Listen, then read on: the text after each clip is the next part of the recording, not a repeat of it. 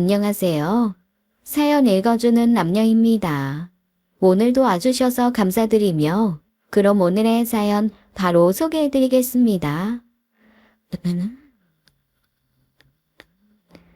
안녕하세요. 저는 30대 돌싱맘입니다. 저는 결혼 5년 만에 이혼을 할 만큼 충격적인 사건을 겪었는데요. 제 아이까지 엮여 있다 보니 사실 더 힘들었어요. 믿었던 만큼 배신감도 컸기에 무척 힘든 시간을 보냈죠. 그래도 지금은 시간이 지나서 조금은 마음의 안정을 찾고 행복을 누리며 살고 있습니다. 그건 아마도 제가 당한 것에 몇 배는 돌려줘서 그런 것 같네요. 제가 남편을 만난 건 제 나이 27일 때였어요. 남편은 저보다 3살 많은 30살이었습니다. 홍기가 꽉 찬 두 남녀가 만나 연애를 하다 결혼까지 하게 되었죠. 남편은 공무원이었고 저는 일반 회사원이었어요. 남편은 제 대학 친구의 동네 친구였습니다. 대학 동기들과 술을 마시는 자리에 남편이 우연히 들렸다가 저와 눈이 맞은 거였죠. 남편과 결혼을 결심하게 된 건 남편이 착해 보여서였어요. 왜 그런 거 있잖아요. 아, 저 사람은 절대로 바람 같은 건 안 피우겠다 싶은 인상이요. 저한테 무척 잘해주기도 했고 남편은 어딘지 모르게 믿음이 갔어요. 다른 생활 사나이 같아 보였다고나 할까요? 지금 생각해보면 참 제 생각이 어렸네요. 그 허울에 넘어가 남편을 좋게 바라본 게 말입니다. 잘생겼다고 인물값 하는 거 아니고 못생겼다고 바람 못 피우는 거 아닌데 말이죠. 어쨌든 그 당시엔 남편이 성실한 것도 결혼을 결심하는데 한몫했어요. 특히 2년 만에 7급 공무원 시험에 합격했다는 이야기에 남편이 더 멋져 보이기도 했고요. 9급 시험도 2, 3년을 해도 안 되는 사람은 안 된다잖아요. 그런데 제 남편은 7급을 1년 만에 합격한 거였으니 대단해 보였죠. 연애 1년 만에 남편이 제게 청혼을 했습니다. 그날 이후 양가 집안에 결혼 이야기가 들어갔어요. 자연스럽게 남편과 둘이 첫인사는 언제 할지 이야기를 나누었죠. 그런데 남편이 우물쭈물하며 제게 어렵게 입을 떼더군요. 재현아, 사실은 내가 말 못한 게 있는데, 지금 우리 부모님 이혼하신 상태야. 두 분 따로 살고 계셔. 그래서 우리 인사드리러 갈 때 엄마 아빠께 따로 가야 할 것 같아. 부모님이 이혼하셨었어? 왜 진작 말 안 했어? 자기가 오해할까봐 미리 말 못했어. 사실 우리 부모님이 사이가 안 좋으셔서 이혼한 게 아니라서 이걸 말해야 하나 말해야 하나 고민했거든. 사이가 안 좋지 않으시다니? 그럼 사이가 좋으신데 이혼했다는 얘기야? 그게 무슨 말이야? 그게 좀 복잡해. 아버지 사업이 갑자기 안 좋아지시는 바람에 엄마한테까지 빚이 넘어갈까봐 가족들 위해서 일부러 이혼하신 거래. 아버지 사업 다시 괜찮아지시면 두 분 다시 서류상으로 합치실 거래. 그럼 이장 이혼이신 거네? 근데 그거 불법 아니야? 불법? 아이, 뭐 남들이 볼 땐 그렇게 보이겠네. 그런데 아버지도 어쩔 수 없으셨나 봐. 안 그래도 아버지가 엄마를 엄청 아끼셔서 엄마한테 불똥치는 건 절대로 못 보는 분이시거든. 아이, 그래도 자기가 불법이라고 콕 집어 말하니까 기분이 좀 그렇다. 아버지는 결국 가족들을 위해서 그러신 건데. 뭐 아무튼 위장 이혼인 거 다른 사람들이 알면 안 돼서 지금 두 분이 따로 살고 계셔. 미리 말했어야 했는데 재은이 너가 이런 거에 민감해서 일찍 말하지 못했어. 결혼 직전 갑작스런 이야기에 조금 놀랐어요. 사실 제가 화목한 가정에서 자란 남자를 결혼할 남자 1순위 조건으로 보는 편이었거든요. 그런데 그때는 제가 콩깍지가 쉬었었나 봐요. 머리로는 조금 이상하다 싶었는데 마음으로는 그래, 사업하다 보면 그럴 수도 있겠지 싶었으니까요. 그나마 다행스러운 건 아버님 사업이 다시 안정적으로 흘러가기 시작했다는 거였습니다. 상견례 전에 부모님께 이 사실을 미리 말씀드렸는데 부모님은 조금 찝찝해 하셨어요. 어쨌든 평범한 상황은 아니라고 생각하시더군요. 엄마는 네가 평범하고 화목한 집안 사람 만났으면 좋겠어. 그래야 성격도 무난하고 사랑도 줄 줄 알지. 오빠는 부모님 두 분 사이는 좋으시대. 지금 어쩔 수 없이 이혼하신 거지. 그리고 가정도 화목한 편이라고 했어. 그래서 오빠가 구김살도 없잖아.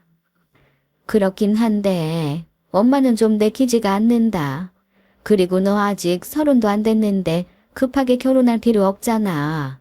좀 더 지켜보다가 그쪽 부모님 다시 합치시고 나면 그때 돼서 너희 결혼하는 건 어떠니? 그래. 그건 네 엄마 말이 맞다. 더군다나 남자들은 결혼 전에 여자 꼬시려면 무슨 말인들 못할까. 진짜 이혼을 한 건지 위장 이혼을 한 건지 그 속사정을 어떻게 알겠어. 막말로 멀쩡한 부부가 위장 이혼했다가 그대로 갈라서는 경우도 많다는데 결혼은 일생에서 가장 큰 선택이야. 네가 잘 알아서 하겠지만 그래도 좀 시간을 두고 결정하는 게 어떨까 싶구나. 저도 부모님의 말씀이 일리가 있다고 생각했어요. 제 나이가 결혼이 급한 나이도 아니었고 그 당시 회사에서 일하는 재미에 푹 빠져 살고 있을 때였거든요. 결국 저는 회사 일을 핑계로 결혼을 좀 미루기로 했습니다. 남편은 서운해하는 기색이 있었지만 굳이 제게 티를 내진 않았어요. 그렇게 반년 정도 시간이 흘러갔죠. 남편이 어느 날 제게 서류를 하나 내밀더라고요. 그건 다름 아닌 남편의 가족관계 증명서였습니다. 재은아, 우리 부모님 다시 합치셨어. 아버지 사업도 잘 되고 있고 빚 문제도 다 해결하셨나 봐. 정말 잘 됐다. 그래서 말인데 우리 이제 결혼할 수 있는 거야? 응? 이제 나 괜찮은 남자로 인정받을 수 있는 거냐고. 우리 지방까지 전부 네 마음에 합격인 건지 묻는 거야. 솔직히 그동안 우리 부모님 때문에 결혼 미룬 거였잖아. 남편이 그렇게 얘기하는데 조금 미안하더라고요. 남편은 이미 다 눈치채고 있었던 거였어요. 자신의 부모님 위장 이혼 문제가 자신의 결혼에 걸림돌이 되고 있었다는 걸요. 남편은 그동안 마음고생도 많이 한 모양이었습니다. 이대로 저와 결혼도 못하고 끝나게 될까봐 겁도 났다며 이런저런 얘기를 하는데 짠하기까지 했죠. 저는 정말로 회사 일 때문에 미룬 거라고 둘러댔지만 남편은 제게 다 괜찮다며 저를 안아주더라고요. 난 다 괜찮아. 난 정말 재은이 너만 내 옆에 있어주면 돼. 네가 무슨 생각을 하든 어떻게 행동을 하든 난 상관없어. 그렇게 말하는 남편의 처진 눈에서 눈물이 또르르 떨어지는데 어찌나 미안하던지요. 가족관계 증명서를 보여주면서까지 저와 결혼하고 싶어하는 이 남자에게서 진정성이 느껴졌어요. 남편은 자기 속까지 다 보여주는 사람이구나 싶어서 더 마음에 들었습니다. 한편으로는 너무 깐깐하게 구는 제게 싫은 내색 한 번 없는 게 고맙기도 했고요. 그렇게 우리 두 사람은 결혼을 하게 되었습니다. 첫인사 자리에서 저희 부모님도 남편을 마음에 들어 하셨어요. 무엇보다도 남편 직장이 안정적인 공무원이라는 게 마음에 드시는 눈치였죠. 저희 아빠는 젊은 시절부터 이 일 저 일 안 해본 일이 없으셨어요. 목공소, 도자기, 건설 현장, 화물 배달, 트럭 운전 등등 제가 기억하는 것만 해도 여러 개였죠. 지금은 버스 운전기사로 일하신 지 꽤 되셨는데요. 이렇게 자리를 잡기까지 오랜 시간이 걸리셨습니다. 가난한 집안에서 태어나 여러 직업을 전전하던 아빠는 50대에 들어서야 안정적인 직업을 구하신 거였어요. 그랬으니 남편의 직업이 공무원인 게 마음에 드셨던 거죠. 남편은 워낙 서글서글하게 말도 잘하고 사람들과 두루두루 잘 지내는 편이었습니다. 그래서 저희 부모님과도 금세 친해졌죠. 남편은 저희 집에서 귀하게 대접받고 돌아갔어요. 시댁의 첫인사를 간 날 시부모님이 함께 저를 맞이해 주셨습니다. 저희 친정엄마도 예비사위 대접한다고 사내짐을 차려주셨는데 시어머니도 만만치 않게 화려한 상차림을 내어주셨어요. 귀한 며느리 대접을 해주셔서 너무나 감사했죠. 게다가 두 분이 함께 계신 모습을 보니 이장이혼 사건도 잊혀졌습니다. 우리는 서로 예단예물 욕심내지 않고 적정 수준으로 준비해서 결혼을 치르게 되었어요. 신혼여행 후에 남편 집에 먼저 인사를 갔습니다. 그런데 첫인사 때 뵌 것과는 조금 분위기가 달라 보이셨어요. 첫인사 때는 다들 웃고 계셨고 좋은 분위기였거든요. 그런데 신혼여행 후 뵌 시부모님은 차가운 분위기가 느껴졌습니다. 시아버지는 TV만 보고 계셨고 시어머니도 주방에서 아예 나오질 않으셨어요. 그리고 제가 신혼집으로 가기 전에 하신 말씀이 마음에 걸렸습니다. 우리 며느리 일하랴 살림하랴 많이 바쁘지? 아니에요. 회사에도 살림도 할 만해요. 남편이 많이 도와줘서 하나도 안 힘들고요. 그래, 그렇게 부부가 서로 도와가면서 사는 모습 보니 보기 좋구나. 근데 앞으로는 일부러 주말마다 시댁에 올 것 없어. 우리는 우리끼리 알아서 잘 지낼 테니까 주말에 부부끼리 오붓하게 보내. 그래도 결혼한 지 얼마 안 됐는데 자주 찾아뵈야 어머님 아버님이랑 더 친해지죠. 아니다. 나도 주말에 골프 치러 가느라 집에 잘 없어. 네 시엄마는 교회 다니느라 바쁘고, 우리 신경 쓰지 말고 너희만 잘 지내면 좋겠구나.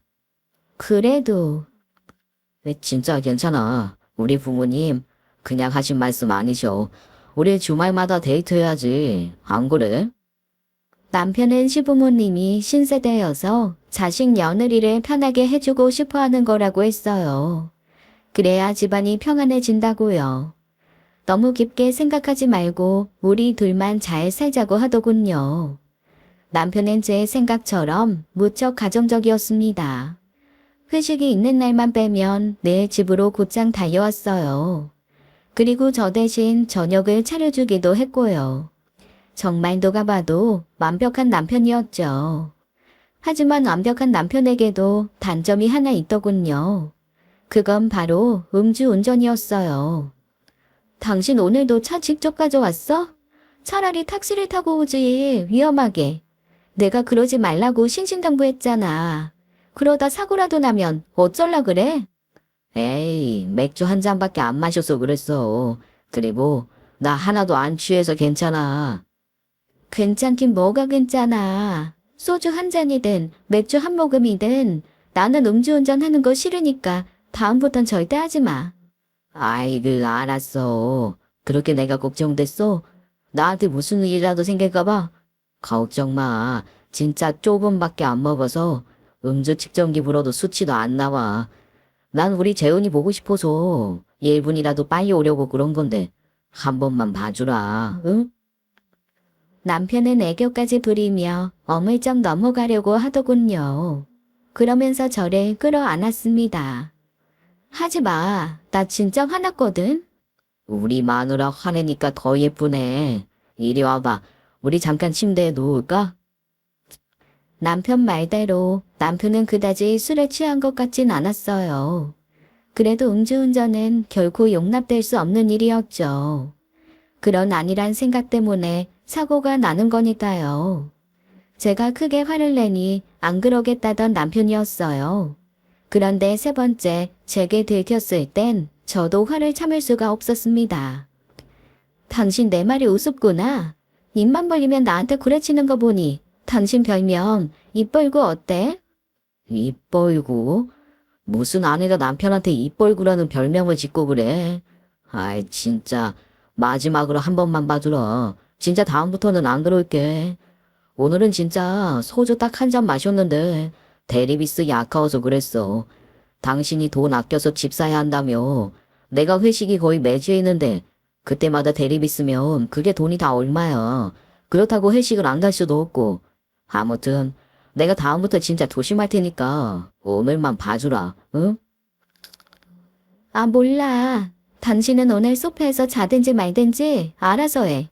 그리고 다음번엔 내가 아니라 경찰이랑 얘기해야 할 거야. 뭐? 경찰? 경찰은 왜? 너 설마 나 신고하려고? 못할 것도 없지. 우와, 너 가족끼리 너무하네. 이지훈 진짜 무섭네, 무서워. 알았어. 다음부턴 안 그럴게. 남편은 조금 기분 나쁘다는 듯이 말하긴 했지만 그 후로는 정말 조심하더라고요. 직접 경찰에 신고한다는 말이 효과를 본 것 같았어요. 그러던 어느 날 제가 임신을 하게 되었습니다. 결혼한 지 3개월 만이었죠. 사실 결혼 후에 시댁에서 잘 부르지 않아서 정말 간만에 모인 자리였습니다. 그동안 다 같이 모인 게 이걸로 4번째였어요. 신혼여행 후 한 번, 남편 생일에 외식할 때 한 번, 그리고 제 임신 축하 겸 모인 자리 한 번. 며느리 입장에서 편하긴 했죠. 하지만 자주 보지 않는다고 해서 시부모님이 저희들에게 관심이 없는 것은 아니었어요. 특히 시어머니는 남편과 자주 연락하고 지내는 것 같았습니다. 주로 시어머니가 연락을 하셔서 안부를 묻는 거였죠. 제 임신 소식에 양가는 떠들썩하게 기뻐했고 제게 많은 관심과 사랑을 주셨습니다. 특히나 무뚝뚝하신 시아버지조차 좋아하는 뒤를 감추지 못하셨어요. 제 임신 소식에 양가 부모님들이 몸에 좋은 음식이며 입에 맞는 음식을 날라다 주시기 바빴습니다. 저는 임신 8개월 때 휴직을 하고 아이를 낳았어요. 제가 이욕심이 많은 편이라 경력이 단절되는 게 두려웠는데 막상 아이를 낳고 보니 일보다는 아이를 우선적으로 생각하게 되더라고요. 이게 바로 모성애구나 싶었습니다. 사실 제가 연봉이 더 높아서 제가 일을 쉬는 게 경제적으로 너무 아쉽긴 했어요. 공무원 월급으로 세 식구 넉넉하게 먹고 살기엔 좀 빠듯하긴 하더군요. 그래도 아이랑 지내는 시간이 너무 좋았습니다. 저는 아이가 3살이 될 때까진 정말 최선을 다해 아이를 키웠어요. 먹는 것부터 가르치는 것까지 어느 것 하나 신경 쓰지 않은 게 없었어요. 그러다 딸아이를 어린이집에 보내면서 한숨 돌리게 되었죠. 마음에 여유가 생기니 복직 생각이 자주 들더군요. 그러던 어느 날이었어요. 하루하루가 너무 행복해서 지금 이 순간이 깨어질까봐 불안한 마음이 들기도 했던 그때 제 평화에 금이 가는 전화 한 통이 걸려왔습니다. 전화를 건 사람은 친정엄마였죠. 재훈아, 이걸 어쩜 좋니? 아빠가 몰던 버스가 사고가 났나 봐. 사고? 혹시 아빠가 다치신 거야? 아빠가 아니라 버스에 탔던 승객이 다쳤나 봐. 그런데 그것 때문에 지금 네 아빠가 재판을 받아야 된다나 뭐라나. 이게 대체 무슨 소린지 난 하나도 모르겠다. 대체 그게 무슨 말이야? 아빠가 승객이랑 싸우기라도 했다는 거야? 재판이라니. 그게 아니라 승객이 혼자 버스에서 넘어져서 다쳤나 봐. 몇 명이나? 1명. 다른 사람들은 다 멀쩡히 잘 앉아서 가고 있었는데 서 있던 사람 1명만 혼자 넘어져서 다쳤대. 근데 난 도무지 이해가 안 간다. 이게 어떻게 네 아빠 탓이라는 건지. 너 걱정할까봐 말 안 하려고 했는데 네가 법대 나왔으니 뭐라도 알까 싶어서 전화한 거야. 아빠는 절대로 너한테 말하지 말랬어. 너 신경 쓴다고. 친정엄마가 제가 법대를 나와서 법을 잘 알겠거니 하시고는 제게 연락을 한 거였습니다. 제가 법학과를 나온 건 맞지만 사실 사법고시를 본 적도 없었고 그냥 바로 회사에 취직을 한 경우였어요. 부모님께 고시 뒷바라지 시키고 싶지도 않았고 고시 공부를 하고 싶지도 않아서 현실적으로 선택한 게 대기업이었거든요. 아무튼 저는 일단 제가 아는 지식을 동원해서 부모님을 안심시켜 드렸습니다. 이런 경우 아빠가 급출발 급정거를 하지 않았는지 정규 속도를 지켰는지가 중요한 것 같았어요. 다행히 아빠는 정규 속도를 지키는 건 물론이고 아빠의 잘못이 없어 보이는 상황이라 안심하고 있었습니다. 그런데 판결은 엉뚱한 방향으로 나더군요. 아빠가 유죄 판결을 받은 거였어요. 게다가 이 일로 인해서 버스 회사에서 아빠께 책임을 묻는 바람에 아빠는 회사에서 잘리기까지 했습니다. 승객 한 명이 양손에 짐을 들고 탔다가 혼자서 균형을 잃고 넘어져 의자 팔걸이에 머리를 부딪힌 건데 그 모든 게 다 우리 아빠 탓이라니 억울해 미칠 지경이었어요. 그 일로 부모님 두 분 다 무척 힘들어 하셨죠. 저는 같은 과를 나온 동문들 중 변호사가 된 친구의 도움을 받아 항소를 진행하게 되었습니다. 하지만 항소하는 과정에서 아빠는 극심한 스트레스를 받으셨는지 뇌졸중까지 오고 말았어요. 그야말로 엎친 데 덮친 격이었죠. 불행 중 다행인지 아빠는 무죄를 받아내셨고 버스 회사에서도 다시 입사를 해도 좋다는 연락을 받으셨습니다. 하지만 아빠는 이미 몸이 많이 망가져서 그럴 수 없는 상태셨어요. 마른 하늘에 날벼락을 맞은 친정 부모님은 그 일 때문에 건강도 돈도 많이 잃으셨죠. 아빠가 일을 못하셔서 쉰 기간 동안 고스란히 모아둔 돈이 생활비로 빠져나갔고 병원비까지 충당하느라 더 힘드셨어요. 저는 제가 모아두었던 삼짓돈을 꺼냈습니다. 부모님께 3천만 원을 현금으로 전해드렸어요. 재훈아, 엄마 이 돈 못 받아. 네가 밤새 일해서 벌어온 돈인 거 아는데 어떻게 이 돈을 받아? 엄마 아빠 걱정 말고 너부터 잘 챙겨. 엄마, 그러지 말고 넣어둬. 내가 더 못해줘서 미안하네. 이럴 줄 알았으면 일찍 회사 복귀할 걸 그랬나 봐. 우리 딸, 참 마음 씀씀이 하나는 효녀 심청이 안 부럽네. 엄마는 정말 괜찮으니까 도로 가져가. 저는 연신 거절하는 엄마께 억지로 돈봉투를 건네고 와버렸어요. 분명 마음 편히 쓰시지도 못할 것을 알지만 조금이나마 부모님 숨통 트이는데 도움이 되길 바랄 뿐이었죠. 이런 일을 겪고 나니 참 돈이 더 많았으면 싶더라고요.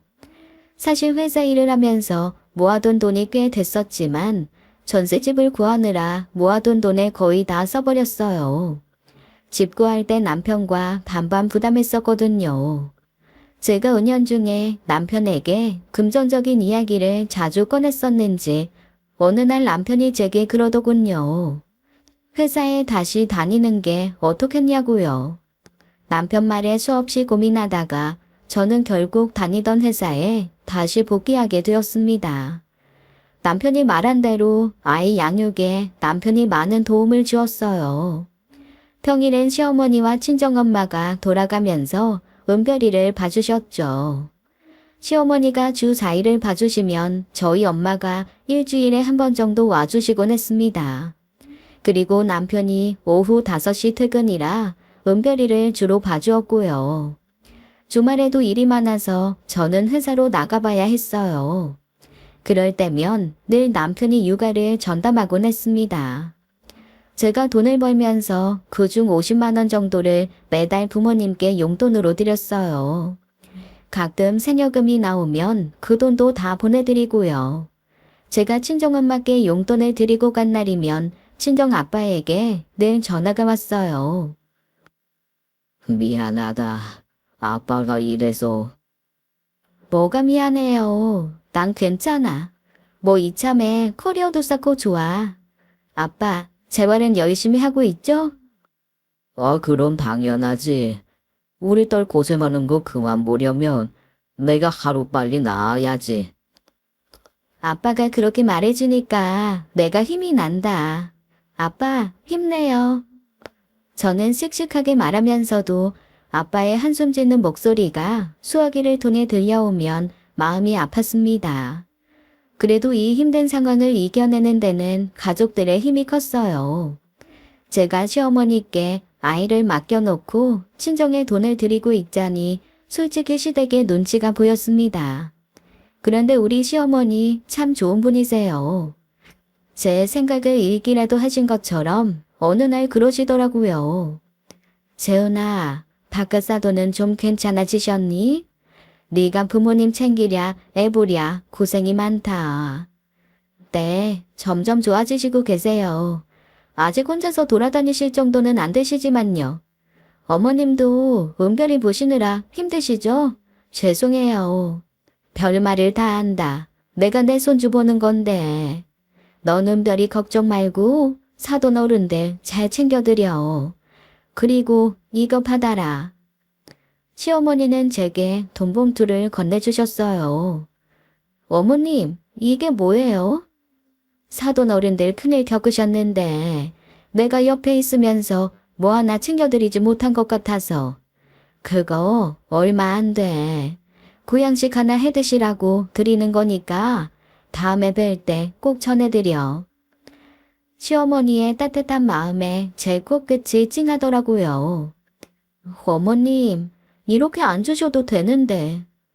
아니야, 내가 일찍 준비했어야 하는데 내가 여유가 없어서 준비가 늦었다.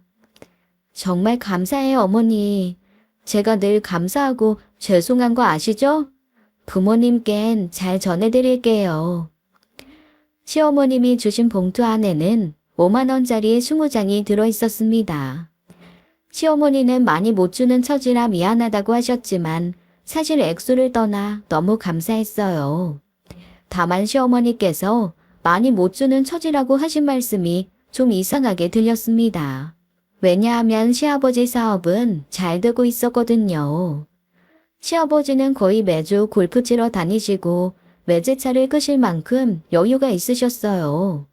그에 비해 시어머니는 검소해 보이시긴 했죠. 저는 속으로 아버님이 어머님께 경제권을 안 주시나라는 생각이 들었습니다. 다른 이유가 있을 거라고는 생각도 못했어요. 아무튼 그 생각을 뒤로하고 저는 부모님께 시어머니가 주신 봉투를 전해드렸습니다.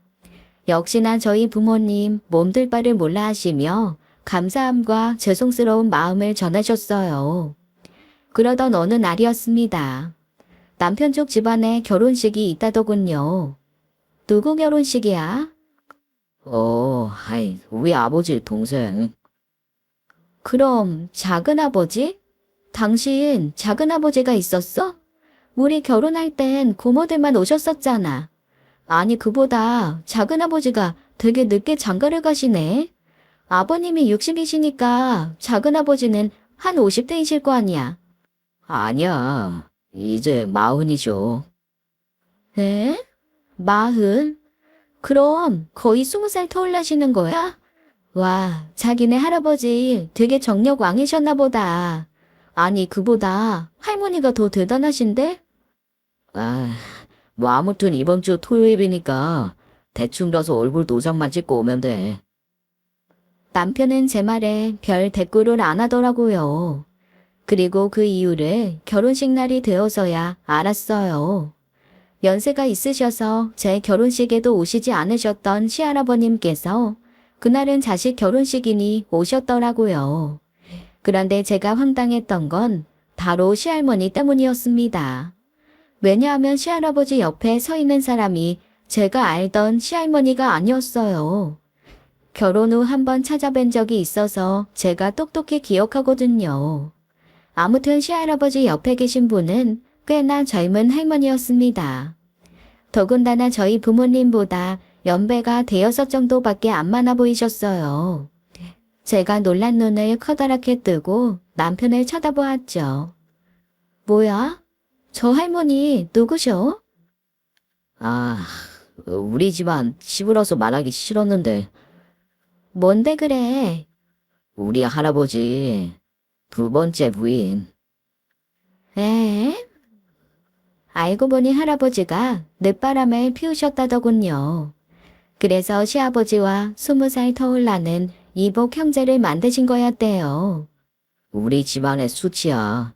어떻게 현모양초를 두고 바람을 피시냐. 우리 할머니만 안 됐지 뭐. 실은 우리 할아버지가 재산이 많아. 그래서 아버지가 오기 싫은데도 결혼식 참석하신 거고 우리는 뭐 덤으로 온 거지. 그 결혼식 참석으로 저는 남편 집안의 새로운 면을 알게 되었어요. 남편만 보면 절대로 집안에 바람 피우는 사람이 있을 것 같지 않았는데 조금 충격이었죠. 예전에 친구들에게 들었던 말이 있었어요. 바람도 유전이라는 말이었습니다. 설마 내 남편도 하는 생각이 들길래 슬쩍 물었습니다. 여보, 혹시 아버님도 바람 피우신 적 있어? 뭐? 넌 무슨 그런 질문을 하냐? 나나 우리 아버지나 절대로 그런 사람들 아니야. 할아버지 외도하신 거 옆에서 지켜본 아버지야. 절대로 그런 일 없었고 앞으로도 없을 거야. 나도 마찬가지고.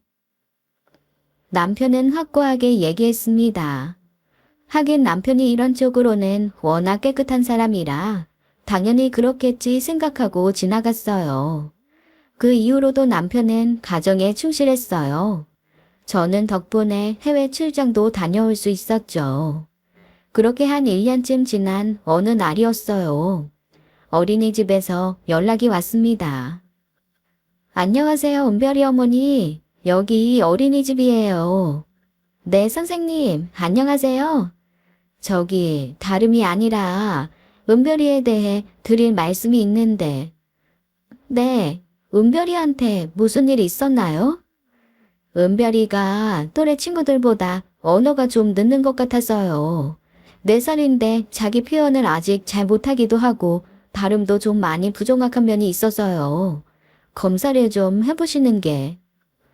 선생님은 이런저런 이야기를 10분가량 설명해 주시며 제게 언어치료센터에 한번 가보라고 권유해 주셨습니다. 아이의 언어에 문제가 있다고 하니 모든 게 제 탓처럼 느껴지더군요. 제가 집에서 아이 볼 시간이 부족해서 늘 밤에 잠든 모습을 보던가 주말에 잠깐 보는 게 다였어요. 그래서 죄책감이 말도 못하게 컸습니다. 남편과 시어머니께도 이런 사실을 알려드리고 함께 아이 치료에 대해 의논했습니다. 상의 끝에 주 2회 치료센터에 보내기로 했어요. 센터에 다녀오고 나서 알게 된 사실은 아이가 언어가 6개월 정도 늦는다는 이야기였죠. 속상한 마음에 눈물이 났습니다. 왜 나한테 이런 일이 자꾸 생기는지 모르겠어. 아빠 일도 모자라 은별이까지. 다 내 탓인 것 같아. 이게 왜 당신 탓이야. 그리고 겨우 6개월 느린 거라며. 괜히 자책하지 마. 은별이도 말할 때 되면 말 잘할 거야. 앞으로 치료 다니면 금방 좋아지겠지. 우리 긍정적으로 생각하자. 나 그냥 일 그만둘까 봐. 뭐? 겨우 이것 때문에? 여보, 겨우라니. 그리고 당신 반응이 왜 그래? 내가 일 그만두면 당신이 버는 돈 내놓으라 그럴까 봐 그래? 재은아, 무슨 그런 말도 안 되는 소리를 해. 내가 우리 가족을 얼마나 생각하는데. 솔직히 내가 능력만 되면 장인어른 재활비도 대드리고 싶고 당신 집에서 편히 쉬게 하고 싶어. 그런데 내 주제가 우리 가족 생활비 되는 것밖에 안 되잖아. 나랑 결혼해서 너 당신이 고생하는 것 같아서 마음이 너무 안 좋아. 오히려 남편은 자기가 처갓댁에 도움이 못 되는 걸 자책했습니다. 당신이 그런 생각하고 있는 줄도 모르고 미안, 너무 내 생각만 했나 봐. 그동안 당신이 집에서 나 내조해준 건 생각도 못하고 미안해. 아니야. 내가 더 미안해. 당신 기분은 생각도 안 하고 내가 너무 이성적으로만 생각했나 봐. 당신이 이래야 장인어른 재활비도 드리고 처가댁에 용돈도 드리고 또 우리 은별이 언어 치료비도 마련할 수 있다고 생각했어. 솔직히 말해서 자기가 나보다 능력이 더 좋잖아. 그래도 당신이 일하는 거 힘들고 은별이랑 같이 있고 싶은 거면 일 그만둬. 당신 의견이 제일 중요하니까. 그러면서 남편이 절 안아주었습니다. 이 상황에서도 제가 일하기를 원하는 남편에게 서운한 마음이었는데 제가 너무 감정만 앞섰던 것 같더군요. 한편 남편은 누구보다 이성적이었어요. 아이가 말을 잘 못한다는 사실에도 크게 놀라지 않고요. 저는 남편과 상의 끝에 일을 계속하기로 했습니다. 대신 남편이 아이를 여기저기 데리고 다니며 많은 경험을 시켜주기 시작했어요. 언어치료센터도 열심히 다니고요. 남편은 주말마다 공원, 유원지, 동물원, 캠핑장 등에 다니기 바빴어요. 가끔은 저도 함께 갔고요. 하루는 아이를 데리고 주말에 키즈 카페를 같이 간 날이었어요. 은별이와 또래로 보이는 한 아이가 와서 놀자고 말을 걸더군요. 저희 아이가 뭐라 말을 하니 그 아이가 제게 달려와서 그러더라고요. 아줌마, 얘 이름 뭐예요? 은별이. 아, 근데 은별이랑 놀고 싶은데 뭐라고 하는지 하나도 못 알아듣겠어요. 그렇게 말하더니 미끄럼틀 쪽으로 휙 가버리더군요. 그 말에 은별이 표정이 침울해졌어요. 아이가 상처받은 것 같았어요. 그 모습에 다시 한번 일을 그만둬야 하나 심각하게 고민이 되었죠. 제가 한 번 더 퇴사할지에 대해 남편과 의논했는데 남편은 역시나 제가 계속 일을 다니기를 바라더군요. 치료센터 3달만 다녀보고 퇴사할지 생각해보자고요. 남편은 늘 저를 안심시켜주고 아이 치료에 적극적이었습니다. 주말에 쉬지 않고 아이를 데리고 집 밖으로 나갔거든요. 그러던 중 저는 또 해외 출장을 가게 되었어요. 저는 출장 다녀오면서 사올 리스트들을 쭉 적었습니다. 시어머니께 드릴 화장품부터 시아버지께 드릴 양주까지 다 알아봐 두었어요. 출장 중에 어린이집 선생님으로부터 카톡 연락이 왔습니다. 은별이 어머니, 은별이가 요즘 말이 좀 늘고 발음도 좋아진 것 같아요. 치료 권유 드린 지 얼마 안 된 것 같은데 어느 센터인지 효과가 좋네요. 어머, 그런가요? 선생님이 주의 깊게 잘 봐주셔서 그런가 봐요. 정말 감사합니다. 별 말씀을요. 그나저나 은별이가 이모랑 친한가 봐요. 오늘은 이모가 어쩌고 하면서 말을 꽤 하더라고요. 아이가 발음이 좋아졌다는 말에 기분이 좋았습니다. 그런데 이모라니 뭔가 좀 어리둥절했어요. 저는 여자 형제가 없었거든요. 게다가 맞벌이로 일하느라 친구 엄마들과도 어울리지 않아서 은별이가 이모라고 부를 만한 사람이 없었어요. 남편이 식당이나 마트에 가면 직원분들께 이모라고 부르곤 해서 그 얘기를 하는 건가 싶었죠. 사실 그때는 이모라는 말을 대수롭게 여기지 않았습니다. 엄마라면 누구라도 그랬겠지만 내 아이 언어가 조금씩 나아지고 있다는 말만 귀에 들어왔거든요. 출장은 생각보다 길어졌고 예상보다 3일이나 늦게 귀국하게 되었어요. 그날이 주말이었는데 남편은 아이를 데리고 캠핑을 간 상태였죠. 저는 집에 혼자 들어와 좀 쉬고 있었습니다. 그러다 문득 시부모님께 면세점에서 사온 선물이나 전해드려야겠다 생각하고 시댁으로 향했어요. 시댁에 도착해서 배를 누르자 높은 톤의 여자 목소리가 들리더군요. 시어머니 목소리가 아닌 것 같았어요. 현관문이 열리더니 40대로 보이는 여자가 문을 열고 얼굴을 빼꼼 내밀더군요. 누구세요? 저는 현관에 적힌 아파트 호수를 다시 한번 확인했습니다. 틀림없는 1905호였어요. 이번엔 제가 물었습니다. 누구세요? 그러자 그 여자가 저를 빤히 보더니 피식 웃으며 그러더군요. 아, 희즈 며느리구나. 자기야, 좀 나와봐. 자기 며느리 왔어. 열린 현관문 틈으로 집안을 들여다보자 시아버지가 거실에서 안방으로 후다닥 들어가시더군요. 몹시 당황한 듯한 몸짓의 시아버지는 팬티 차림이었어요. 안방에 들어가 옷을 주워 입으셨는지 셔츠 단추도 짝짝이로 꿰어 입으시고는 후다닥 나오셨습니다. 아이, 연락도 없이 웬일이냐? 아버님이야말로 지금 이게 무슨 상황이세요?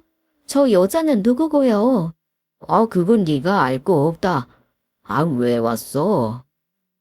이거 드리려고. 저는 너무 황당해서 멍해진 얼굴로 손에 들고 있던 양주가 담긴 쇼핑백을 들어 보였습니다.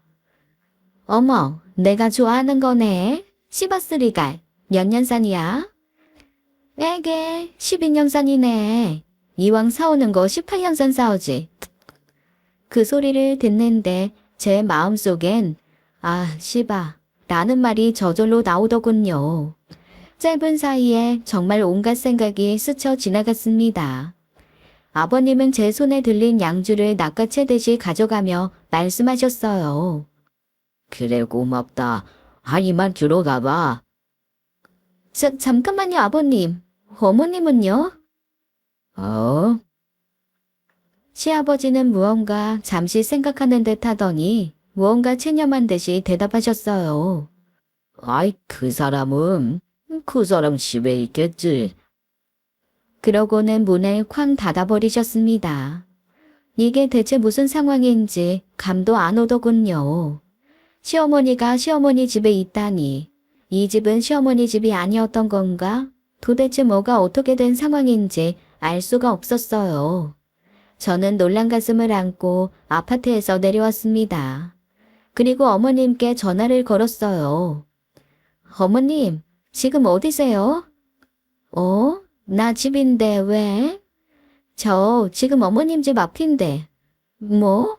아니 네가 여긴 웬일이냐? 그보다 내가 오늘은 몸이 좀 안 좋아서 거기 힘들 것 같은데 어쩌지? 멀쩡하게 말씀하시던 시어머니께서 몸이 아픈 척까지 하시면서 고기를 꺼려하셨어요. 어머님, 근데 어머님 집에 아버님은 계시던데 어머님은 어디세요? 순간 정적이 흘렀습니다. 어머님은 한참 만에 말씀하셨어요. 재은아, 우리 잠깐 볼까? 그렇게 시어머니와 카페에서 만나게 되었어요. 그리고 상상도 못할 진실을 듣게 되었습니다. 주원이 알면 난리 날 텐데 내가 무슨 말을 먼저 꺼내야 할지도 모르겠다. 어머님은 어렵게 입을 여셨어요. 사실 시부모님은 이혼하신 지 꽤 되었다고요. 그리고 시아버지 사시는 곳은 시아버지와 불륜녀가 살고 있는 집이라고 했습니다. 제가 며느리로 들어오면서 남편의 부탁으로 두 분이 인고 부부인 척 행세를 하신 거였어요. 제가 결혼하기 3년 전에 시아버지 사업이 힘들어지면서 위장 이혼을 하신 건 사실이래요. 하지만 그 후 시아버지가 바람이 나면서 완전히 끝냈다고 하셨습니다. 그리고 두 분이 만날 일이 없으셨대요. 우리가 결혼한다고 하기 직전까지는요. 남편이 너무 저와 결혼이 하고 싶어서 두 분을 설득한 거였어요. 시부모님이 저를 집에 부르지 않은 것도 다 이런 이유였고요. 시어머니는 남편이 저를 너무 사랑해서 그랬다라고 감사시며 얘기하셨습니다. 하지만 제가 느끼기엔 너무나 소름 끼치는 가족이었어요. 시부모님이 함께 사는 척 연기를 한 거나 가짜 가족관계 증명서를 가져와 제 앞에 내민 남편이나 저를 속인 건 똑같았죠. 속여서 미안하다. 정말 미안해. 어머님은 진심으로 제게 미안해하고 계셨어요. 솔직히 황당하고 화도 나는데 그 순간 시어머니께서 힘들게 모아서 주신 100만 원이 떠올랐습니다.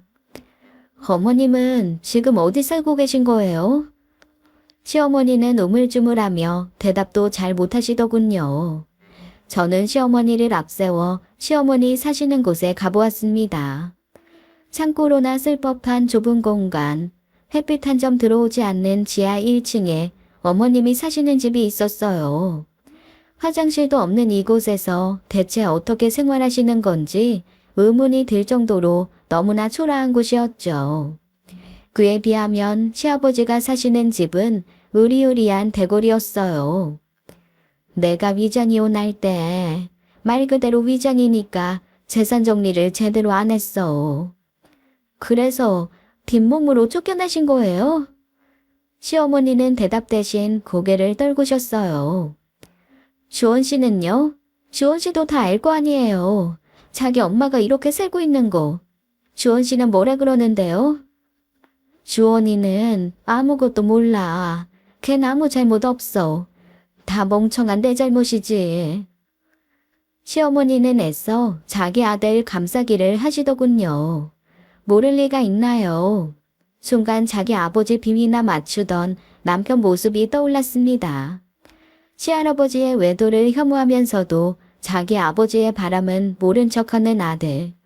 자기 엄마가 외도한 아빠의 빚을 떠안으며 미장 이혼을 당했는데도 가만히 있는 아들. 남편에 대해 존경하고 사랑했던 마음이 무너졌어요. 입으로만 바른 척 깨끗한 척 했던 거였나 싶어 배신감마저 들었습니다. 저는 어머님께 말씀드렸습니다. 어머님, 차라리 저희 집으로 들어오세요. 여기 도저히 불편해서 어머님 지내시기 힘들어요. 난 괜찮아. 이미 몇 년째 잘 살고 있어. 그리고 내가 무슨 낯짝으로 거길 들어가. 나는 다만 네가 이 일로 주원이랑 사이 나빠질까봐 그게 걱정이다. 주원이는 아무 잘못 없어. 부모 이혼하는 게 어떻게 자식 잘못이겠어. 그러니 주원이 나쁘게 생각하지 마라. 저는 시어머니 손을 잡고 나오려고 했지만 끝끝내 시어머니는 제 고집을 꺾어버리셨어요. 집으로 돌아와 따뜻한 집에 앉아 있는데 골방에 홀로 있을 시어머니를 생각하니 제 마음이 불편했습니다. 저는 남편에게 전화를 걸어보았어요.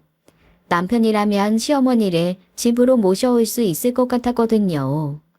하지만 남편에게 5통이나 넘는 전화를 했는데도 연락이 닿질 않았어요.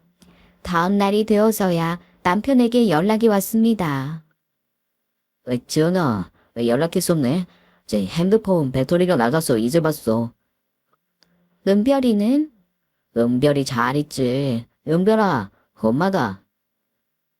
남편 전화기를 통해 은별이가 엄마하고 부르는 소리가 들렸습니다. 바로 집으로 들어와. 할 얘기 있어.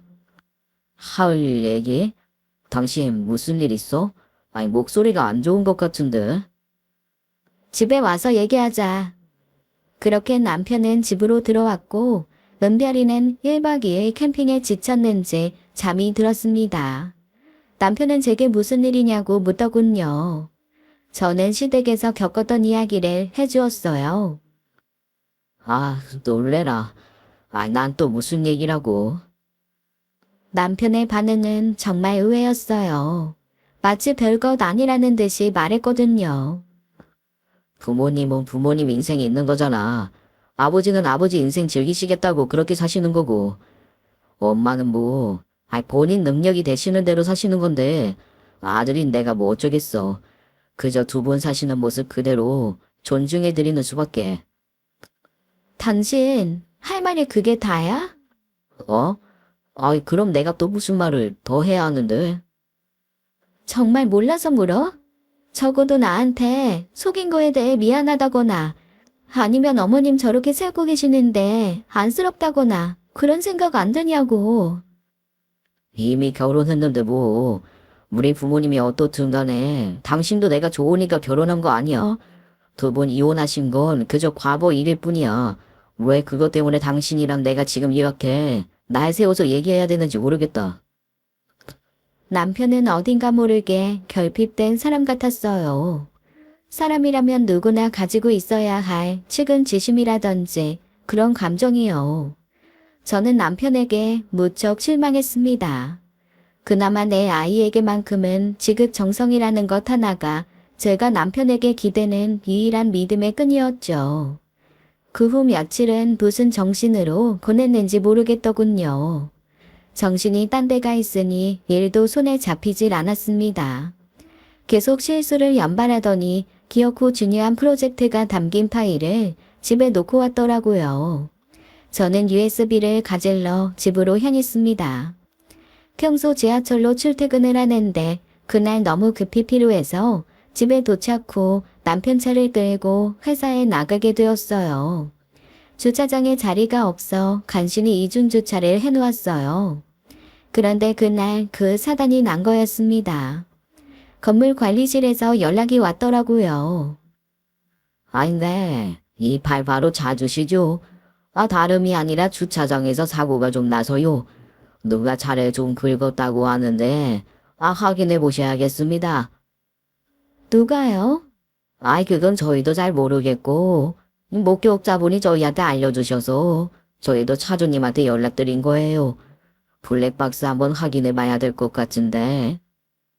안 그래도 신경 쓸 것 투성이인데 차사고까지 났다니 짜증이 폭발할 지경이었죠.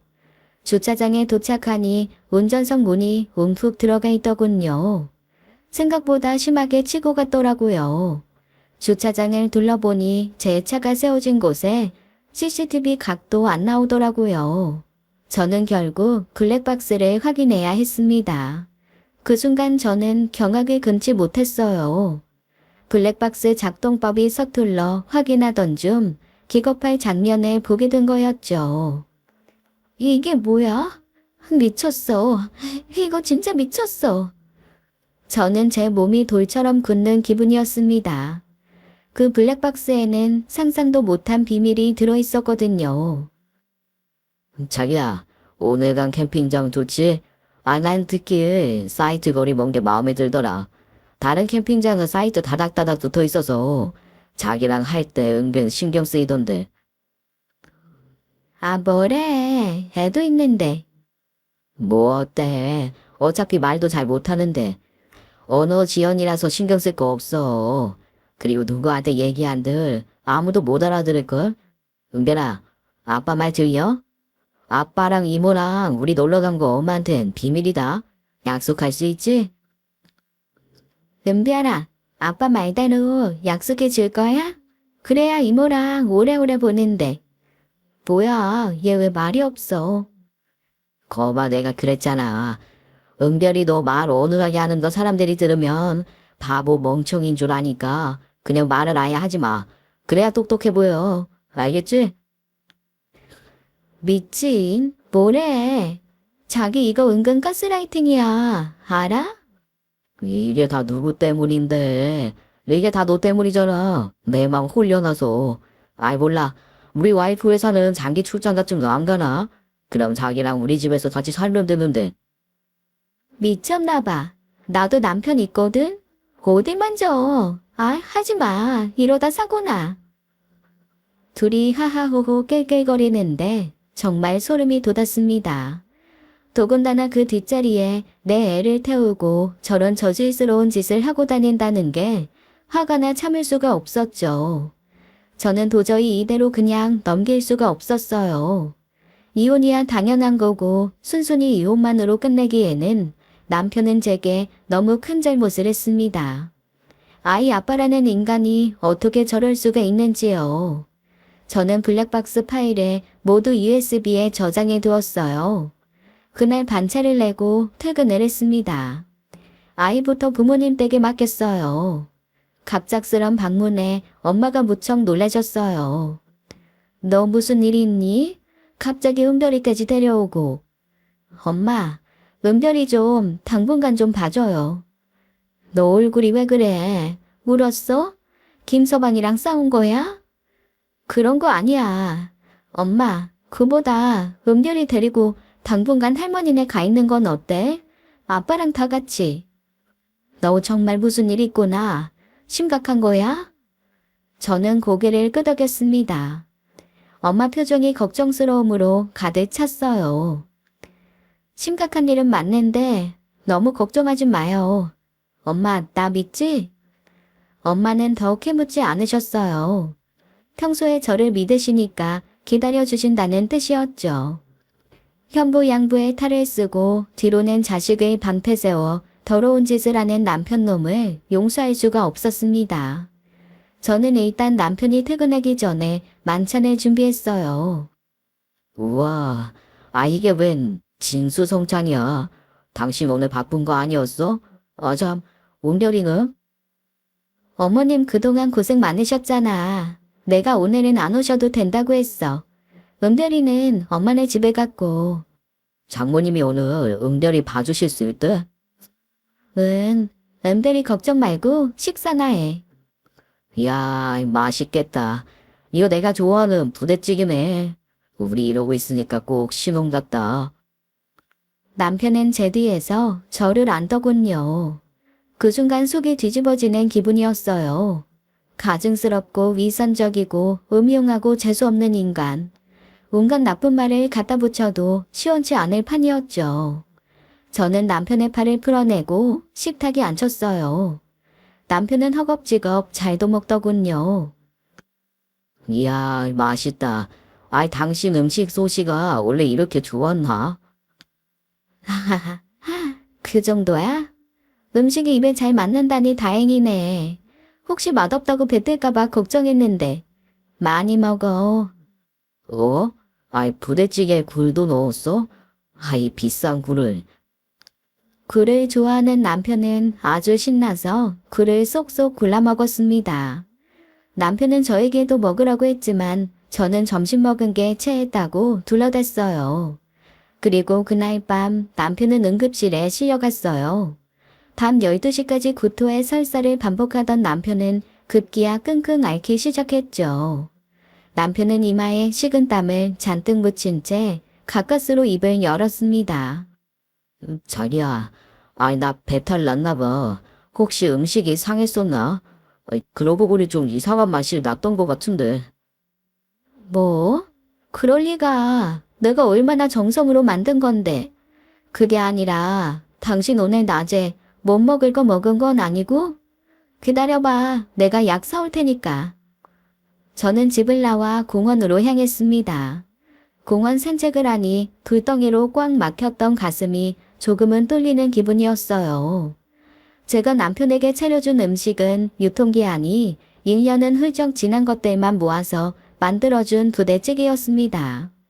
굴도 마찬가지였죠. 평소에 유통기한 하루만 지나도 갖다 버리라며 고상 떨던 남편이 1년이 넘게 지난 음식들만 먹었으니 배탈이 날만했죠. 1시간 정도 산책을 하다가 집 근처 놀이터에 앉아 있는데 아파트로 구급차가 들어오더군요. 곧 남편이 휠체어에 실려 내려왔습니다. 구급차가 아파트 정문을 빠져나갔어요. 잠시 후 제 전화기로 모르는 번호가 떴습니다. 전화를 받으니 구급대원이었어요. 제 남편이 어느 병원으로 가고 있다고 알려주더군요. 알겠다고 하고는 병원에 가질 않았어요. 저는 해야 할 중요한 임무가 있었거든요. 남편은 장염 증상으로 사경을 헤매느라 자기 컴퓨터가 켜져 있는 줄도 몰랐습니다. 저는 남편의 컴퓨터를 모두 뒤졌어요. 그 여자와 단둘이 소통하는 SNS에서 사진이며 대화 등 모든 증거를 모을 수 있었죠. 그 상간녀가 제 남편 아이디로 쇼핑몰에서 변태 같은 옷까지 산 내역까지 모두 뽑았습니다. 더러운 놈들. 자기 가정에 충실하지 못한 남편놈이나 남의 가정 파탄내는 상간녀나 이런 잡것들은 그냥 두면 안 된다고 생각했죠. 아주 천천히 피를 말려주고 싶었어요. 저는 모든 처리를 하고 난 뒤 남편을 구경하러 병원으로 갔습니다. 남편의 장염 증세는 노로바이러스 때문이라고 하더군요. 아무래도 굴이 남편을 괴롭히는데 큰 역할을 해준 것 같았어요. 하지만 그 효과가 길진 않았죠. 남편은 수액을 맞고 나더니 금세 회복되어 갔습니다. 병원에서는 입원까진 필요 없으니 집에 가서 쉬라고 하더군요. 퇴원 준비를 하는데 남편이 우물쭈물하며 새 옷을 가져다 달라고 했습니다. 알고 보니 구급차를 타고 오면서 텐트에 똥을 지린 거였어요.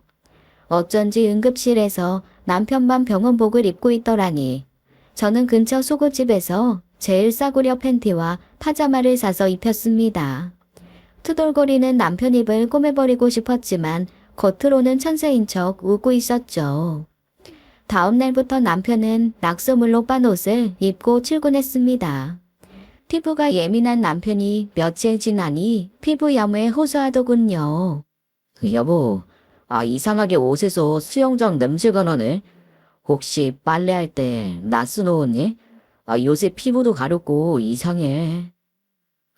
그게 무슨 소리야? 내가 빨래에 락스를 왜 넣어?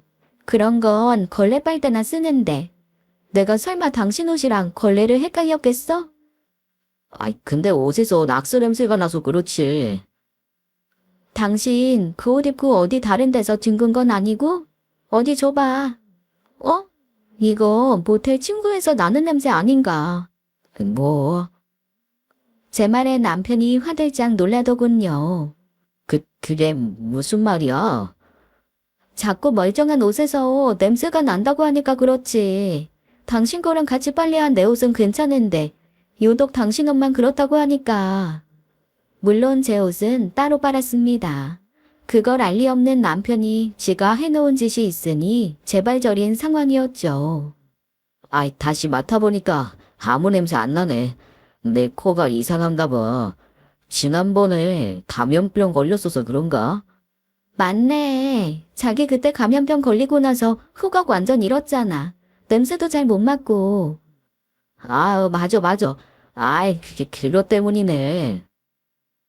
남편은 옷깃 쪽에 손을 넣어 목을 벅벅 긁으며 애써 제 말에 수긍했습니다.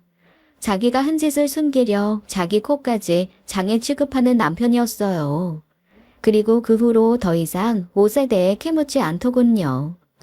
평소 피부가 예민하고 깔끔 떨던 남편이 밤새 가려워서 미치려고 했습니다. 속으로 쌤통이란 생각이 들었죠. 하지만 이런 건 제가 당한 배신감에 비하면 복수축에도 끼지 못하는 거였어요. 귀여운 수준으로 남편을 괴롭혀주던 저는 차근차근 제 계획을 실행했습니다. 저는 당분간 회사에 휴가를 신청했어요. 그리고 남편에게는 휴가 받은 걸 말하지 않고 매일 출근하는 척을 했습니다. 제가 학수고대하던 대망의 주말이 되었어요. 저는 그날 친정 부모님을 오시라고 해서 아이를 맡겼죠. 내가 은별히 봐도 되는데 너무 장모님한테 맡기는 것 같네. 아니야. 그동안 당신이 주말마다 은별이 데리고 다니느라 고생 많았는데 이번 주엔 좀 쉬어. 아참, 이번 주에도 캠핑 간다며? 그런데 누구랑 가는 거야? 아이, 누구랑 가긴. 은별이 없으니까 혼자 가지. 당신도 참 대단하다. 그 캠핑 취소할 법도 한데. 캠핑이 좋은 거야? 아니면 캠핑장에 뭐 꿀단지라도 숨긴 거야? 숨기긴 뭘 숨겨. 그냥 캠핑 예약해놓은 게 아까워서 그렇지. 당신 말대로 나도 오랜만에 좀 쉬는 시간 갖고 싶기도 하고. 그렇다고 당신이랑 같이 갈 수도 없잖아. 당신은 일해야 하니까. 그래? 진심이야? 정말 나랑 같이 가고 싶어? 그럼 진심이지. 잘 됐네. 사실 나 오늘 휴가야. 짜잔. 캠핑 가려고 가방도 쌌지. 가자. 뭐? 아이, 장난이지? 장난 아닌데? 뭐해? 빨리 가자. 내가 커피도 탔어. 어? 아니야. 아이, 괜히 나 때문에 그럴 필요 없는데. 자기 때문이라니. 나를 위해서 가는 거야. 뭐해? 출발해. 남편은 엄청 당황해하면서 눈동자에 초점까지 흐리며 캠핑장에 안 갈 핑계를 찾기 시작했어요. 물론 제가 말빨로 전부 압승해서 차에 태워서 출발까지 했죠. 자동차 핸들을 잡은 남편의 손끝이 떨리는 게 보였습니다. 속으로 콧방귀가 나왔어요. 저는 그런 남편에게 제가 탄 커피를 먹였습니다. 남편은 속이 타는지 커피를 잘도 마시더군요. 출발한 지 30분 만에 남편은 휴게소에 들리자며 차를 세우더군요. 아마도 상간녀에게 연락을 하려는 것 같았어요. 하지만 제가 이미 손을 써둔 상태였죠.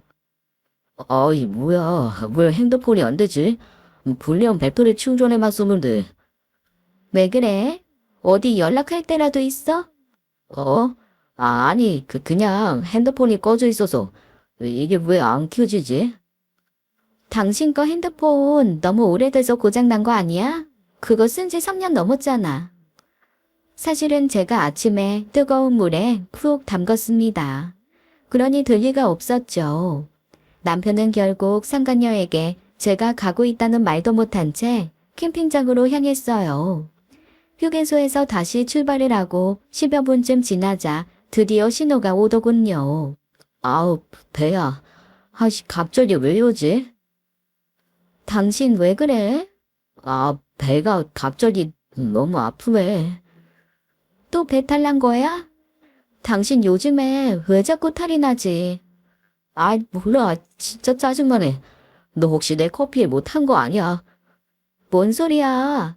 아니, 그렇잖아. 지난번에 나만 먹으라고 상차려 주더니 이번엔 당신이 준 커피 먹고 배탈 난 게 안 이상해. 당신 도대체 날 뭘로 생각하면 그런 말을 해? 내가 무슨 소시오패스도 아니고. 아니 내가 보험 사기 치려고 당신한테 해코지한다고 쳐도 고작 장염으로 무슨 보험금이라도 타겠어? 아님 당신 나한테 뭐 크게 잘못한 거라도 있어? 그렇지 않고서야 내가 당신한테 그럴 리가 없잖아. 저는 동그랗게 눈을 뜨고 남편을 빤히 쳐다보았습니다. 그러자 남편은 제 눈을 피하더군요. 자, 봐. 내가 이 커피 마셔보면 알겠지. 저는 남편이 마시던 커피를 꿀꺽꿀꺽 삼켰습니다. 자, 됐지? 내 커피는 당신이 마셔. 당신 진짜 이상하다. 웬 피해의식. 뭐 죄 지었어? 진짜 아니야. 아, 미안. 내가 요새 자꾸 몸이 안 좋으니까 예민해졌었나 봐. 사실 어제도 온몸이 따갑고 가려워서 밤새 잠도 못 잤어. 그래도 나한테 너무하네. 저는 삐진 척을 했지만 속으로는 엄청 웃고 있었습니다. 남편이 배탈난 이유요? 사실은 커피가 아니라 생수에 강한 변비약을 넣었습니다. 저는 커피만 권했지 물은 마시라고 안 했어요. 그저 남편 옆에 생수통만 꽂아뒀었죠. 아무튼 남편은 가는 내내 혼자서 황천길을 오락가락했어요. 배 아픔을 호소하더니 급기야 갓길에 차를 세워 큰일을 치르더군요. 가까스로 캠핑장에 도착했습니다. 남편은 차에서 내리자마자 화장실부터 달려가더군요. 저는 뒷모습만 보이며 사라지는 남편을 보자마자 글램핑 안으로 뛰쳐 들어갔습니다. 그곳에 찰싹 달라붙는 원피스를 입고 온 한 여자가 보였어요. 이 추운 산골 캠핑장에 원피스라니. 사실 남편은 캠핑장에 상간녀가 올 줄 몰랐을 거예요. 그러니 저와 이곳까지 달려온 거겠죠. 왜냐하면 남편이 상간녀에게 캠핑장 주소를 안 알려줬거든요. 그 모든 건 남편이 씻을 동안 핸드폰을 모두 열어봐서 알 수 있었습니다. 남편 핸드폰 패턴 풀기 정도는 식은 죽 먹기였죠. 집에 홈 CCTV만 조금 돌려보면 알 수 있었으니까요. 저는 남편 폰으로 상간녀에게 문자를 보냈습니다. 시간과 주소를 알려주고 캠핑장에서 만나자고 했어요. 그 여자에게서 알겠다는 단문을 받자마자 저는 핸드폰을 끓는 냄비에 넣어버렸습니다. 그렇게 된 거였어요. 천막 안으로 들어가자 아주 돼지 오랑캐 같은 여자가 서 있었습니다. 어쩜 이렇게 여자 보는 눈도 낮은지 남편에게서 더더더 정내미가 떨어졌어요. 원피스가 딱 달라붙어서 뱃살이 툭 튀어나왔는데 분홍색 원피스 때문에 분홍 소세지 같아 보였습니다. 누구세요? 천혜연 씨? 네, 절 어떻게 아세요? 저는 그 말을 듣자마자 그 여자 머리채를 두 손에 가득 쥐었습니다. 그리고 왼쪽 오른쪽 할 것 없이 사정없이 흔들어댔죠. 어떻게 알긴 뒤지면 다 나와. 넌 죽었어. 뚱땡이가 얼마나 힘이 센지 두 다리로 떡 버티고 서 있어서 잘 흔들리지도 않더군요. 대신 얇은 머리카락이 잔뜩 뽑혀나가고 있었어요. 고통스러운지 상간녀가 꾸액하며 돼지 멱다는 소리를 냈습니다. 그 여자가 정신을 차리더니 제 뺨을 때리더군요. 저 그 당시에 눈에 뵈는 게 없었어요. 손에 잡히는 대로 휘둘렀는데 그게 캠핑장에 구비된 후라이팬이더군요. 깡 소리가 산속으로 울려 퍼졌어요. 다행히 한 대 맞고 쓰러지지 않더군요. 대신 겁을 먹은 상간녀가 쫄아서 도망을 치더라고요. 쫓아갔습니다. 그리고 더 때렸어요. 진짜 인정사정 안 봐주고 후라이팬으로 두드려 팼습니다. 남편이 이 광경을 보고 헐레벌떡 달려왔어요. 김주원, 넌 이제부터 시작이야. 딱 기다려. 전 남편에게서 차키를 뺏어서 집으로 왔습니다. 그리고 짐을 싸서 친정으로 갔어요. 부모님께는 상황을 설명드렸죠. 사위를 많이 믿었던 만큼 배신감도 크게 느끼셨어요. 특히 아빠가 많이 속상해하셨죠. 아빠는 이 상황마저 본인 탓으로 돌리셔서 제가 더 속상했어요. 아빠가 못나서 이 김서방이 밖으로 놔둔 거 아니냐. 내가 이 모양이니 너까지 우습게 본 거 아니냐고. 아빠가 미안하다 재은아. 이 아빠가 미안해. 아빠, 그게 왜 아빠 탓이야. 그럴수록 더 잘하고 신경 써주는 사위들도 많아. 저 인간의 인간성 자체가 문제인 거지. 나 저 인간 가만 안 둬. 아빠 말대로 우리 집 힘든 사정 약점 잡아서 그윤 저지른 거면 더 가만 안 두고. 저는 이대로 조용히 이혼해서 끝내지 않겠다고 부모님께 대놓고 말씀드렸어요. 엄마는 제게 너가 마음 편해질 수 있다면 너 하고 싶은 대로 하라고 하셨죠. 남편을 향한 제 복수는 이제부터였습니다. 상간녀는 남편과 같은 부서 공무원이었어요. 저는 바로 감사실에 두 사람의 부정행위를 알렸습니다.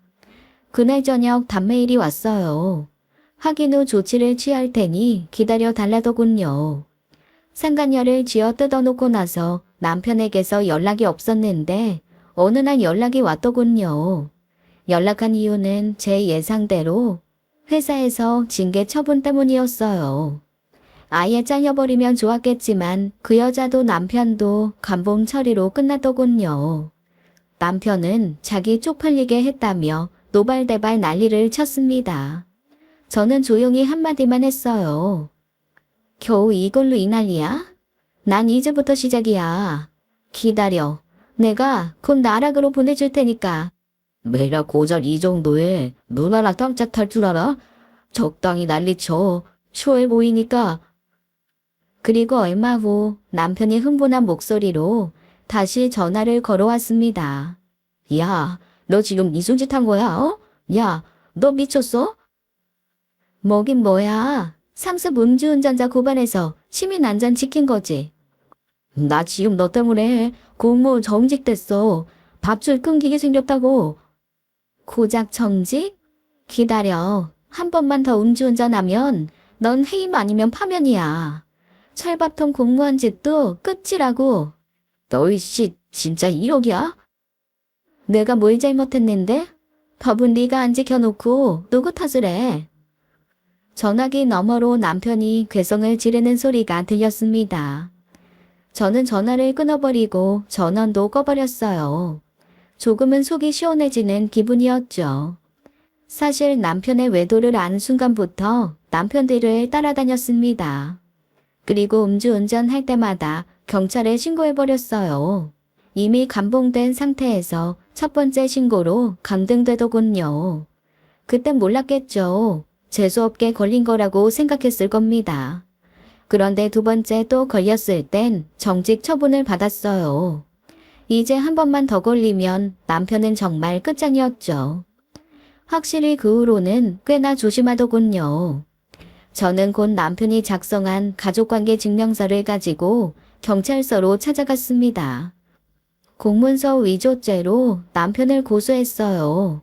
정말 다행히 공문서 위조죄는 공소시효가 10년이더라고요. 한마디로 법적 처벌 대상이 된다는 거였어요. 이쯤 되니 남편에게서 전화가 또 한 번 왔습니다. 잘못했다고 이제 제발 그만해달라더군요. 애원하면서 징징대는 남편 놈을 곱게 볼 제가 아니었어요. 공무원이 공문서 위조죄라니 이걸로 남편은 벌금형에 그치지 않고 집행유예를 받았습니다. 징역 4개월에 집행유예 1년이 떨어졌죠. 저는 이혼 절차를 밟아나갔어요. 남편이 내 아이에게 한 짓을 생각하면 어느 것 하나도 그냥 넘길 마음이 없었어요. 그래서 저는 남편을 상대로 아동학대죄로 고소까지 했습니다. 블랙박스 영상이 증거물로 제출되었고 남편의 죄를 입증하는데 한몫했어요. 결국 남편은 집행유예 기간 중에 또 아동학대죄까지 추가되어 실형을 살게 되었습니다. 더군다나 이 결과로 인해 남편은 완전히 파면되었어요. 그 사이 불륜녀도 그냥 두지 않았어요. 내 가정 파탄냈으면 똑같이 해줘야죠. 그 집 남편에게 모든 사실을 알렸습니다. 그런데 웃긴 건 그 집 시어머니였어요.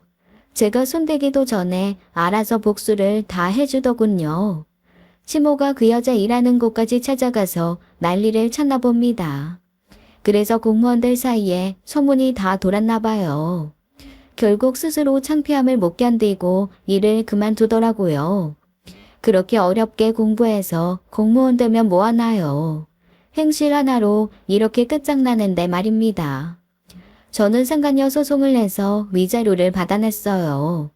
그쪽 남편도 제 남편에게 소송을 걸었고요. 마찬가지 판결을 받았죠. 그로부터 3년의 시간이 지났습니다. 저는 제 딸과 잘 살고 있어요. 제 딸이 언어 지연이라고 했던 게 무색할 정도로 지금은 말을 아주 잘합니다. 그 모습을 보면 짠하게 느껴지네요.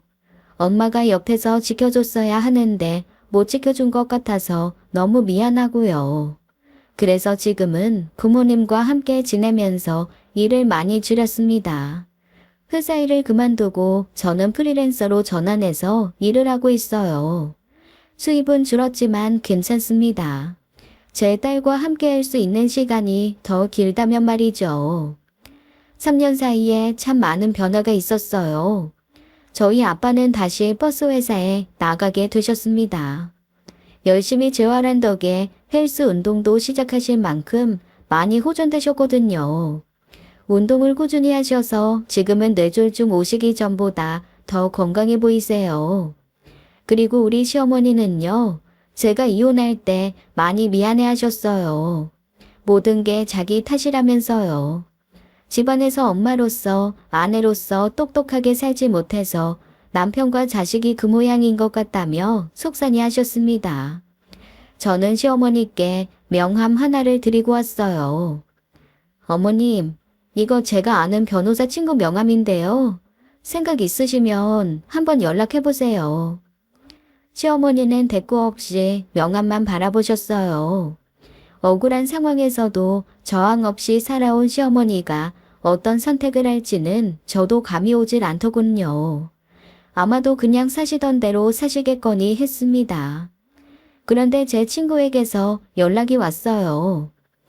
너희 전 시어머니, 네 시아버지 상대로 이혼 취소 소송 내셨어. 이거 소송 들어가면 세금 문제 드러날 거고 양쪽 다 위장 이혼 처벌도 피하기 힘들 거야. 게다가 재산분할 청구 같은 건 이혼한 지 2년 넘어서 사실상 어려울 거고. 그래도 하신대, 소송. 한참 만에 친구에게 들려온 소식은 시어머니의 패소 소식이었어요. 그리고 얼마 후 시어머니께 연락이 왔습니다. 얼굴이나 보자고 하시더군요. 시어머니의 표정은 한결 편해 보이셨어요. 어머님, 소송에서 지셨다고. 이길 거란 생각으로 시작한 거 아니야. 그냥 뻔뻔한 짓 해놓고도 맘 편히 사는 인간 한 번쯤 놀라게 해주고 싶었어. 근데 정말 그 표정을 네가 봤어야 했는데 그 인간이 펩스같이 작은 눈을 무진장 크게 뜨는데 얼마나 웃기던지. 그 표정 본 것만으로도 됐어. 난 이제 미련 버리고 새 인생 살 거다. 그러니 너도 그렇게 살아. 나보다 훨씬 더 똑똑하고 야무지게. 가끔 우리 은별이 보러 와도 되겠니? 그럼요. 어머님이라면 오케이예요. 지금도 어머님과는 아주 가끔씩 연락하며 지냅니다. 제 긴 이야기 들어주셔서 감사해요. 지금까지 사연 읽어주는 남녀였습니다. 끝까지 시청해주신 여러분 감사드리며 저희는 다음 사연으로 돌아올게요. 감사합니다.